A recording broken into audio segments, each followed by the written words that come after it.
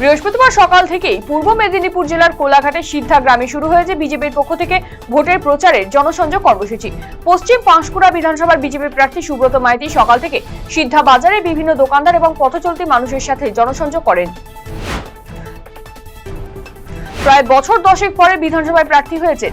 ইসলামপুর বিধানসভা আসনে তৃণমূলের প্রতীকে প্রতিদ্বন্দ্বিতা করতে চলেছেন দলের জেলা সভাপতি তথা পুরো চেয়ারম্যান কানাইয়ালাল আগরওয়াল।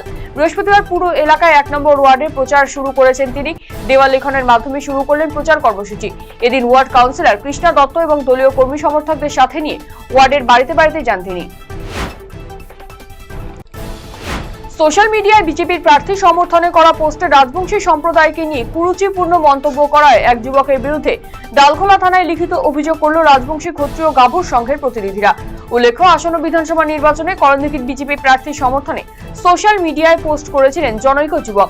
অভিযোগ, সেই পোস্টে রাজবংশী সম্প্রদায়ের নামে কুরুচিকর মন্তব্য করে ডালখোলার এক গ্রাম পঞ্চায়েত গোপাল বিশ্বাস নামের এক যুবক। সেই পোস্টের বিরোধিতা করে বুধবার সন্ধ্যায় ডালখোলা থানায় লিখিত অভিযোগ দায়ের করে রাজবংশী ক্ষত্রিয় গাভুর সংঘের উত্তর দিনাজপুর জেলা তথা করণদিঘি ব্লকের প্রতিনিধিরা।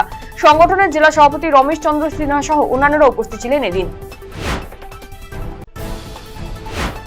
সরকারি নিয়মকে তোয়াক্কা না করে পঞ্চায়েত কর্তৃপক্ষের বিরুদ্ধে অবৈধভাবে টেন্ডার করার অভিযোগ তুলে প্রশাসনের দ্বারস্থ হলেন ঠিকাদারেরা। মালদার মানিকচক ব্লকের উত্তর চণ্ডীপুর গ্রাম পঞ্চায়েত কর্তৃপক্ষের বিরুদ্ধে প্রশাসনের কাছে অভিযোগ দায়ের করলেন এলাকার বেশ কয়েকজন ঠিকাদার। অভিযোগ, নির্বাচনী আচরণবিধি লাগুর পরও টেন্ডার কি পাশ করতে পারে, প্রশ্ন তুলেছেন অভিযোগকারী ঠিকাদারেরা।